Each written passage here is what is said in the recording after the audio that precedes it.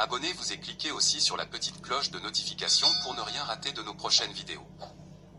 N'oubliez pas de partager aussi la vidéo et de la liker.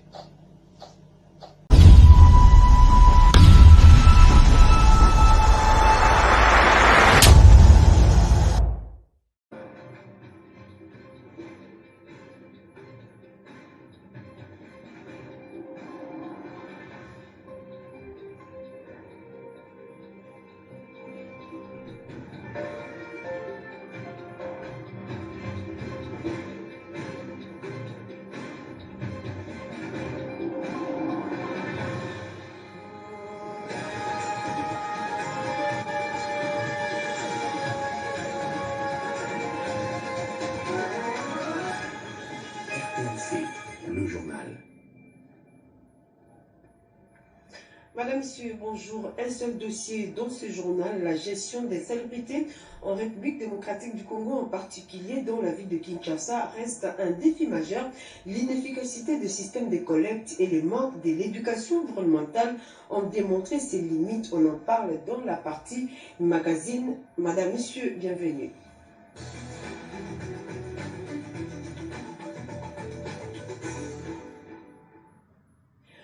Le grand musée égyptien a été officiellement inauguré au Caire. C'est samedi 1er novembre 2025. Le président de la République, Félix Antoine Tshisekedi Tshilombo, a pris part à la cérémonie inaugurale aux côtés de son homologue égyptien Abdel Fattah al-Sisi. Ce grand musée égyptien qui est dédié à la civilisation pharaonique marque un tournant important dans l'histoire de la civilisation. Regardez. La République arabe d'Égypte était jusqu'ici connue pour ses pyramides de Gizeh, les seules des 7 merveilles du monde à avoir survécu jusqu'à nos jours. Désormais, il faut ajouter à son patrimoine archéologique le Grand Musée d'Égypte, ouvert au monde ce samedi 1er novembre 2025.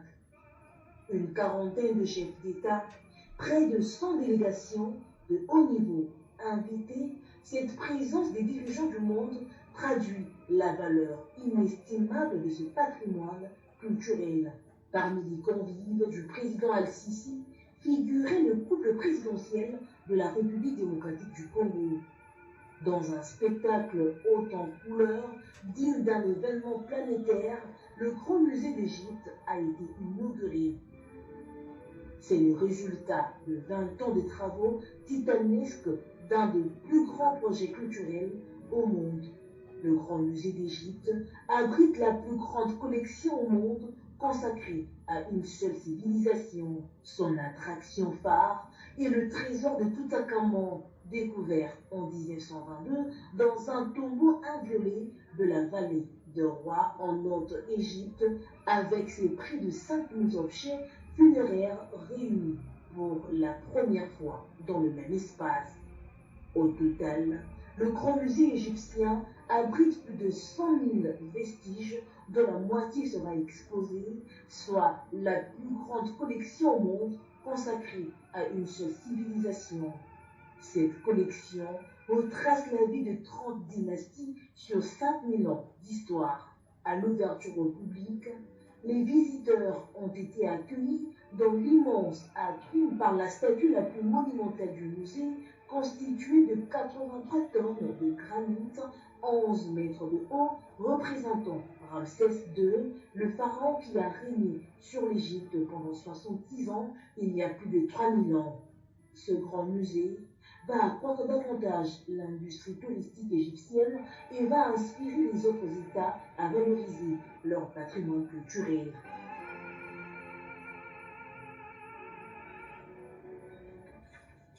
Et retour au pays pour parler de l'appréciation des francs congolais qui portent ses fruits sur le marché congolais. Dans la ville de Kinshasa, il a été constaté la baisse des prix des denrées alimentaires auprès des grossistes. Suivez. Des prix revus à la baisse, comme le démontrent ces tableaux dans ces différentes chambres froides de Kinshasa. 15 000 francs de moins pour le poulet, chincha, communément appelé mpiodi, cuisses de poulet et autres produits. Pour le président des importateurs congolais, cette baisse est due à la stabilité des francs congolais sur les marchés d'échange. Oui, il y a baisse. Quand les dieux qui viennent de Brazzaville, les importateurs amènent les hobbits, nous allons acheter et nous appliquons des taux. Parce que nous mettons $15 ou bien $2 par carton et nous appliquons les taux. C'est moins cher. Avis contraire pour ces Congolais qui estiment que certains Congolais préfèrent fixer en francs congolais leurs produits de première nécessité sans pourtant baisser les prix. Les prix n'ont pas baissé. Par exemple, le poisson filet qui était à $68 se vend maintenant à $78. Au contraire, les prix ont grimpé. Et Mathilde Soussou, alors le gouvernement fasse la solution. Autre écueil à soulever, c'est la problématique de fixation de taux d'échange chez les cambistes. Certains plaident pour l'application de la loi en la matière. Du comité de suivi de la paie des agents et fonctionnaires de l'État, Yannick Issassi, fixe l'opinion et fait le point autour des travaux d'ajustement qui ont occasionné ces retards et annonce les débuts de la paie prévue la semaine prochaine. Sylvie Noémo. Sous la houlette de son président intérimaire, Yannick Issa Sindelo, les membres du comité de suivi de la paie des agents et fonctionnaires de l'État ont relevé que des ajustements techniques importants devraient être effectués suivant les orientations des autorités compétentes en vue d'une harmonisation des chiffres entre les services du ministère des Finances et ceux du ministère du Budget. Mais à quand le lancement du pays? Aujourd'hui, il était question avec les différents services ainsi que les opérateurs de paie, de statuer sur l'accélération du processus pour que la paie soit lancée en fait en début de semaine prochaine. Alors nous pouvons rassurer tous les agents et fonctionnaires de l'État que l'état liquidatif a été déjà validé suivant l'harmonisation qui a été faite et les services sont en train de travailler pour que d'ici lundi ou mardi au plus tard que les opérateurs de paie commence déjà en fait à alimenter les comptes, je dirais, des différents bénéficiaires. Alors nous sommes là, nous allons poursuivre les suivis rapprochés déjà la semaine prochaine pour nous assurer que les instructions qui ont été données par les autorités soient scrupuleusement suivies par les différents services et particulièrement par les opérateurs de la paie. La bonne gouvernance des ressources naturelles et l'amélioration des conditions socio-économiques des communautés locales, on en parle au cours de la 9e édition de l'Alternative Mining Indaba organisée par Sawa dans la ville de Lubumbashi au cours des panels l'électrification des provinces à vocation minière, un catalyseur pour accroître la production minière a été également évoqué. Suivez. Au cœur de la 9e édition de l'Alternative Mining Indaba, AMI RDC, organisée par Sarwa dans la ville culturelle de Lubumbashi, l'Observatoire Ressources Matheuses engagé pour une gouvernance responsable des minerais critiques à la transition énergétique a marqué les esprits en dévoilant les contenus de son livre blanc. Le travail des ressources matheuses, c'est que les ressources minières, les ressources naturelles, minières et énergétiques puissent bénéficier aux communautés locales affectées par les activités minières en République démocratique du Congo. Ces documents stratégiques proposent des pistes concrètes pour renforcer la transparence, la durabilité et la justice sociale dans l'exploitation minière face au déficit énergétique qui freine le développement de nombreuses zones minières et régions reculées du pays. Ressources Matheuses a présenté aux participants son programme pour mines et énergie, une initiative ambitieuse visant à connecter les communautés minières aux infrastructures énergétiques des bases. Dans notre panel, c'était justement de montrer ce qu'on appelle les défis liés à la zone économique spéciale et on a relevé plusieurs défis, entre autres le manque d'énergie, le manque d'eau, le manque d'infrastructures et cette connectivité pour bien installer la zone économique spéciale. De ces travaux sortiront des recommandations qui seront soumises au gouvernement de la République pour que le cuivre, le cobalt, les lithium notamment contribuent sensiblement au trésor public. Voilà, dans la partie rétrospective, le président de la République, Félix Antoine Tshisekedi, a participé au cours de la semaine à la conférence des soutiens à la paix et à la prospérité dans la région du Grand Lac, conférence organisée à Paris. Et en début de semaine, le chef de l'État a procédé à Kinshasa au lancement de la première édition de la Semaine du climat. Ces activités et tant d'autres sont résumées dans cette synthèse signée Pierre Kibomiso Moïsa. Au cours d'une cérémonie solennelle en début de semaine au Centre culturel et artistique pour les pays d'Afrique centrale, le président de la République Félix Antoine Tshisekedi Tshilombo a procédé au lancement de la première édition de la Semaine nationale du climat, organisée du 27 au 30 octobre à l'initiative du ministère de l'Environnement. Les participants aux assises devaient mener des réflexions sous le thème forêt, biodiversité et tourbière, mobilisation des finances climatiques pour le développement de la République démocratique du Congo et du bassin du Congo. Cet événement est historique et annonciateur d'un avenir meilleur dans la lutte contre le changement climatique, car la RDC a pour vocation d'être un pays solution, a dit le chef de l'État dans son discours de circonstance. Le mardi, le président de la République Félix Antoine Tshisekedi Tshilombo a visité l'exposition Mobutu, une vie, un destin, organisée dans le hall et la mezzanine du musée national. Cette exposition, initiée par la famille du maréchal Mobutu Sese Seko, vise à montrer à la face du monde une autre facette de sa personne au-delà de celle des dictateurs répandus à travers le monde. La communauté internationale au chevet de l'Est de la République démocratique du Congo et de la région de Grand Lac, c'est le cas de le dire, pour la rencontre humanitaire de jeudi 30 octobre 2025 à Paris, organisée par la France, la conférence de soutien à la paix et la prospérité dans la région de Grand Lac. Une conférence qui intervient en ce moment où la crise humanitaire, l'une des plus tragiques au monde, ne cesse de s'aggraver dans l'Est du pays. C'est dans cette optique que le président de la République Félix Antoine Tshisekedi Tshilombo est arrivé le jeudi à Paris pour participer à la conférence des soutiens à la paix et la prospérité dans la région des Grands Lacs. Le chef de l'État a foulé le sol de la capitale française en compagnie de la distinguée première dame Denise Nyakeru Tshisekedi. Après les cérémonies d'accueil à l'aéroport, les cortèges présidentiels s'est ébranlé vers le centre-ville de Paris. Deux temps forts ont marqué la visite de travail du président de la République à Paris à l'invitation des homologues de la République française Emmanuel Macron. D'abord, la rencontre de deux chefs d'État au palais de l'Élysée en présence du président du Conseil des ministres du Togo, Faure Gnassingbé, à marge de la conférence des soutiens à la paix et la prospérité dans la région des Grands Lacs. Le président de la République s'est ensuite rendu dans la salle de la tenue de la conférence. Face à la crise sécuritaire et humanitaire majeure dans l'Est de la République démocratique du Congo, la conférence de Paris visait à obtenir un engagement plus ferme pour la mise en œuvre de la résolution 2773 du Conseil de sécurité des Nations Unies qui exige le retrait immédiat de l'AFC M23 et des forces rwandaises du territoire congolais. Après Paris, où il a participé à la conférence de soutien à la paix et la prospérité dans la région de Grand Lac, le président de la République est arrivé en compagnie de la distinguée première dame Denise Nyakeru Tshisekedi au Caire, en Égypte, à l'invitation de son homologue égyptien Abdel Fattah al-Sisi. Les deux chefs d'État ont eu un tête-à-tête au palais présidentiel Al-Iti Adia. Des questions liées au raffermissement des relations séculaires, d'amitié et de coopération entre la RDC et l'Égypte étaient au cœur de leur entretien.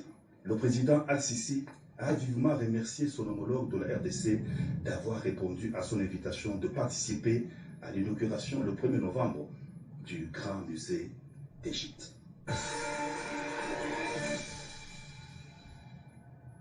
Suivez à présent les résumés des activités qui ont marqué l'actualité au cours de la semaine qui s'achève.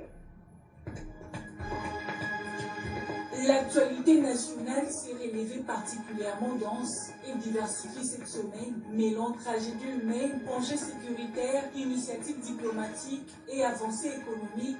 Voici les principaux faits marquants. Au sud Kivu, la localité de Lubusha, située dans les territoires de Mwenga et en quoi un incendie d'origine encore inconnue, le sinistre, a ravagé une grande partie de la zone, réduisant en sombre écoles, hôpitaux, habitations et même le marché central. Dans la commune de Kadoudou, à Bukavu, les flammes ont également causé des dégâts considérables. Le dernier bilan fait état de 14 morts et de lourdes pertes matérielles. Ces drames soulèvent des interrogations sur les dispositifs de prévention et de gestion des catastrophes dans la région.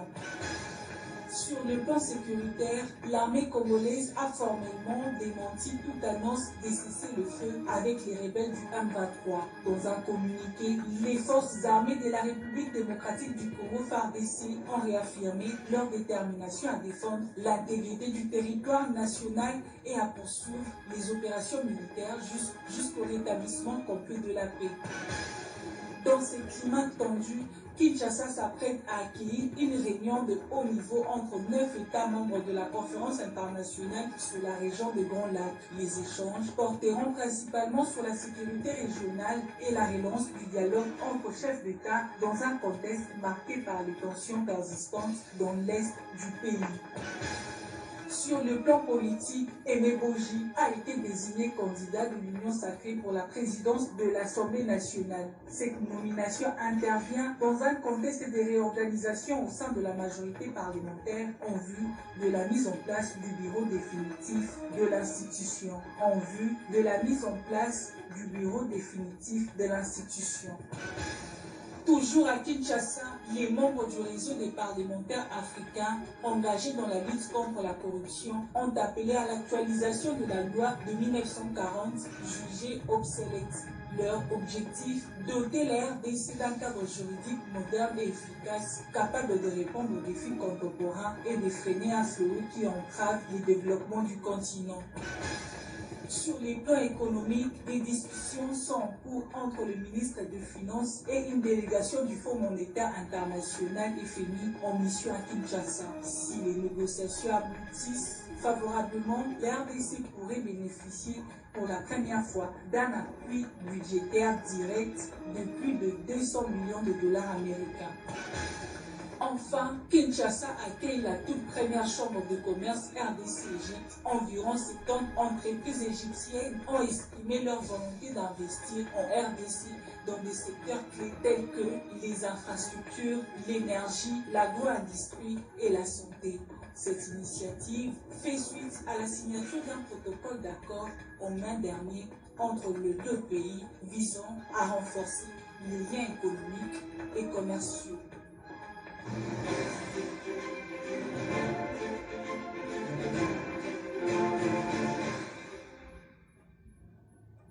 À Kinshasa, les déchets plastiques s'accumulent partout visiblement à travers les rues, marchés et caniveaux. Une source de pollution qui favorise notamment les inondations, la dégradation de l'espace vital et aussi est à la base de nombreuses maladies.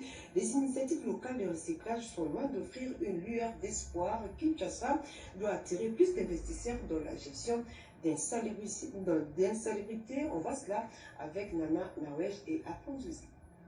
Kinshasa, capitale de la République démocratique du Congo, est confrontée à un défi environnemental de taille. L'accumulation massive des déchets non biodégradables dans les rues, les caniveaux et les cours d'eau, bouteilles en plastique, sachets et autres débris envahissent ces espaces publics, dessinant un paysage urbain de plus en plus préoccupant. Et ce, malgré les nombreuses initiatives mises en place par les autorités urbaines pour prévenir les inondations et autres catastrophes liées à l'insalubrité. Parmi ces initiatives, le recyclage des déchets plastiques paraît comme une réponse concrète pour tenter d'inverser la tendance. Le plastique, comme il est là, il peut faire plus de 1000 ans sans se dégrader. La technologie moderne a trouvé des moyens de recycler facilement, alors de les retourner soit en pétrole, soit en d'autres ressources biodégradables, comme des pavés écologiques, comme du carburant. C'est une technologie créé par des Congolais et pour les Congos. Donc l'IFPT, voire même donc Bosco de Massina, Iti Massina, Iti Njili, Iti Gombe. Donc ces gens-là peuvent fabriquer des petites machines qui peuvent recycler tous ces bouteilles en plastique que vous trouvez ici au Congo. Dans le quartier populaire, une nouvelle économie informelle s'organise autour de la collecte et de la revente du plastique.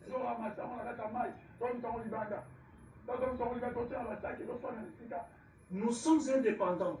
Nous fournissons des bouteilles en plastique à Kitoko. 1 kilo revient à 300 francs congolais. Impossible de vivre avec cette somme insignifiante. Nous faisons des ramassages pendant la nuit avec tous les risques sans protection. Et dans tout par kilo, c'est comme de bon billet. Balance un coup.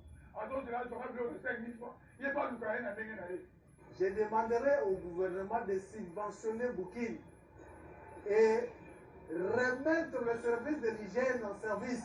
Malgré les quantités importantes de plastique collectées chaque jour, l'impact visuel et écologique reste limité. Kinshasa semble figé dans une spirale d'insalubrité. L'usine Kintoko, on l'a installée, n'a pas la capacité d'absorber la totalité. Kinshasa, c'est entre 10 à 15 000 tonnes d'ordures ménagères par jour. Et là-dedans, vous avez plus ou moins 40% de produits plastiques.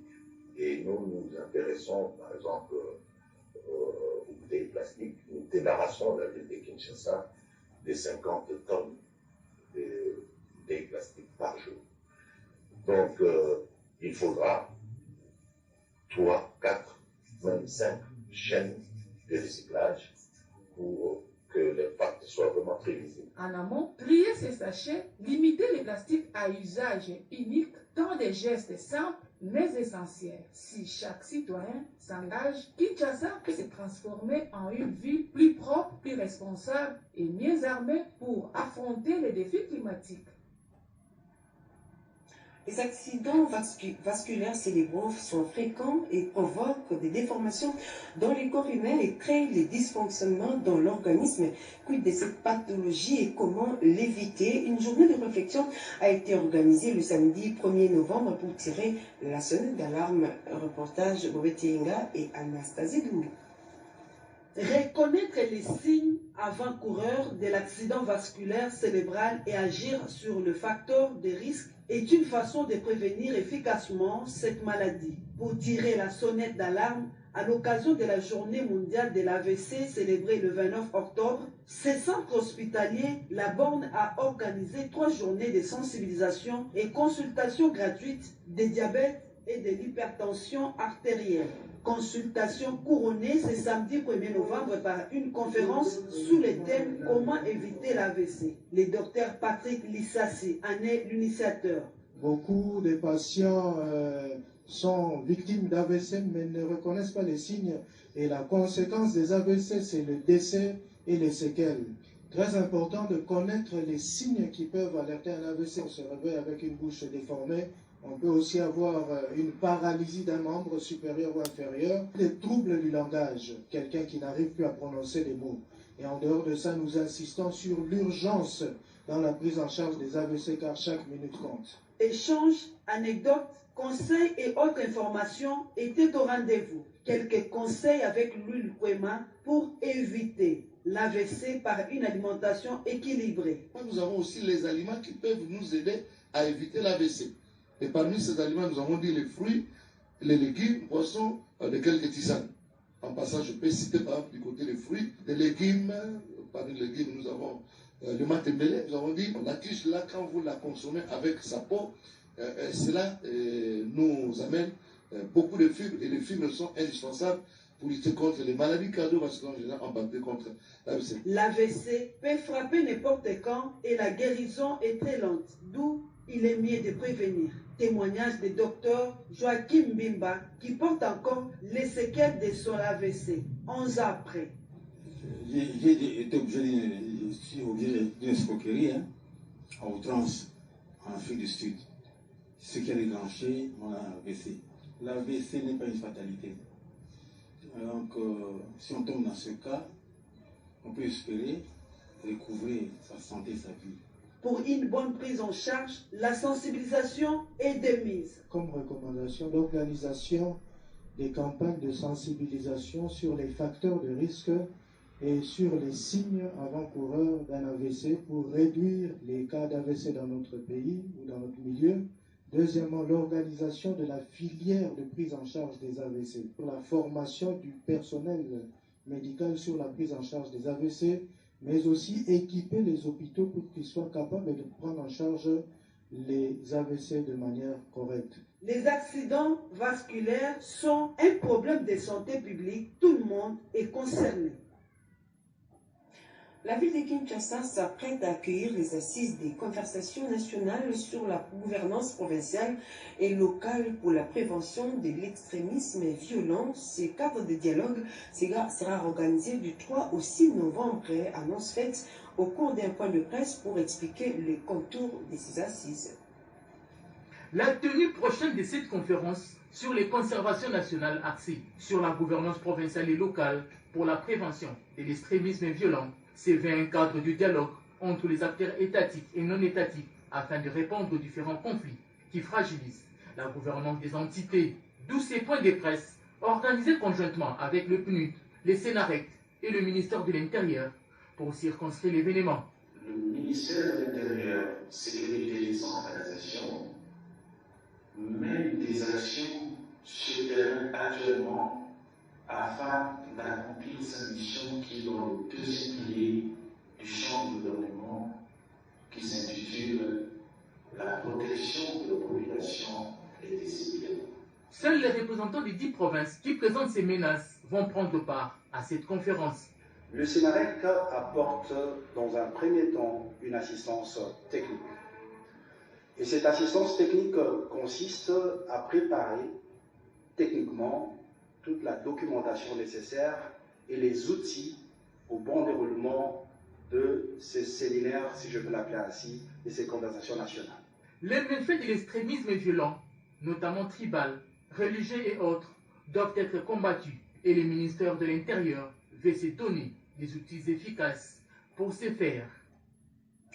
À l'issue d'une assemblée générale tenue dans un climat d'apaisement, le Conseil de l'ordre des avocats de l'Ituri a enregistré 5 nouveaux membres. Cette cérémonie marque un tournant important pour les barreaux qui renouent avec sérénité après une période de fortes turbulences.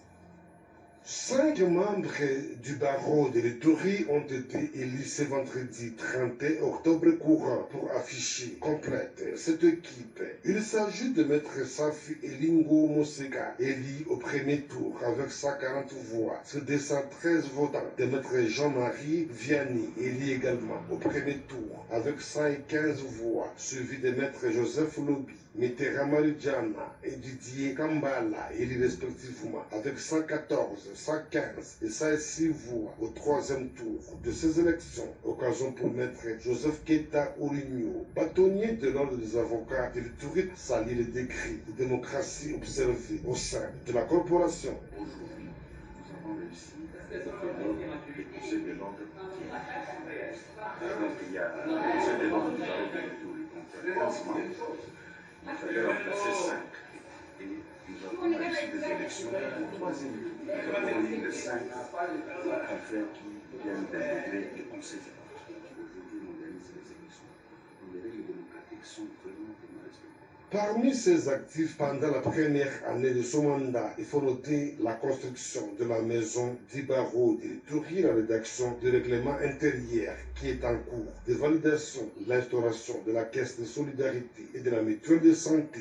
La problématique de la fiscalité reste également au cœur de la suite de 2 ans de son mandat, une élection qui s'est déroulée sous un climat de paix et d'engagement à la satisfaction de tous. Sur la prison, la cérémonie des remises reprise à l'Agence congolaise de l'environnement, c'était sous la coordination du secrétaire général de l'environnement et développement durable et commentaire Cédric Kenina. C'est dans la salle Bazaïba du cabinet de la ministre de l'Environnement et Développement durable en présence du secrétaire général et du directeur de cabinet de la ministre qu'a eu lieu cette cérémonie des remises reprises. Ayant constaté l'absence du directeur général intérimaire Jean-Claude Yéméné, Un procès verbal de carence a été établi, réhabilitant le directeur général Delphin Lama Onyangunga à son poste, conformément à l'arrêté ministériel du ministre de l'Environnement. Je vais commencer par remercier le chef de l'État pour ma réhabilitation. Ensuite, je remercierai son Excellence, Madame la Ministre, pour l'arrêté ministériel qui a concrétisé ma réhabilitation. C'est un sentiment de joie que j'ai aujourd'hui. Au moment où je viens de revenir dans mes fonctions, je demanderai une seule chose aux agents de l'ACE, de revenir au travail. C'était dans une ambiance folle. Les agents de cette agence et autres sympathisants ont pu cristalliser ces moments dans l'histoire. L'occasion était offerte au directeur général qui a adressé un mot de remerciement au président de la République. Et maintenant que l'ordre est rétabli, place au travail. De la communauté des Luisa ont témoigné de leur soutien à l'acteur politique Antoine Ababifouanina, fils du terroir. Ces derniers ont condamné avec la dernière énergie la création dont il a été victime en date du 23 octobre dernier dans la ville-province de Kinshasa. Suivez. La communauté des Luisa salue les efforts du chef de l'État Félix Antoine Tshisekedi Tshilombo dans la restauration de la paix en République démocratique du Congo.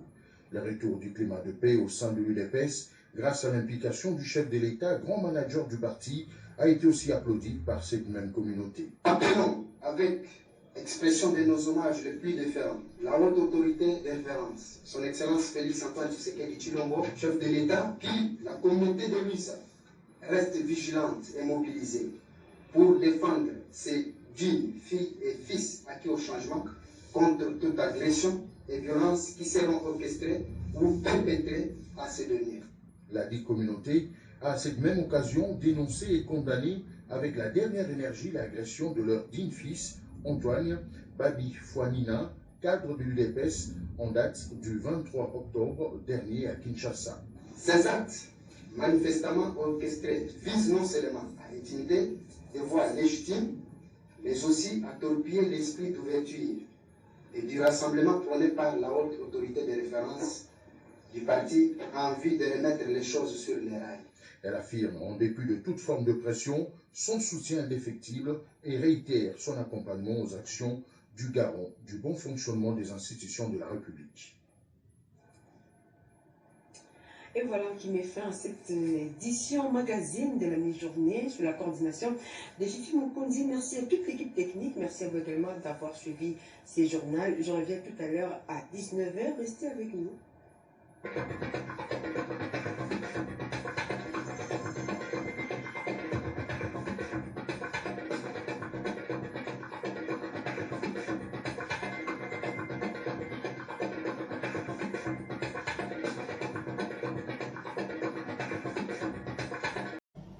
Abonnez-vous et cliquez aussi sur la petite cloche de notification pour ne rien rater de nos prochaines vidéos.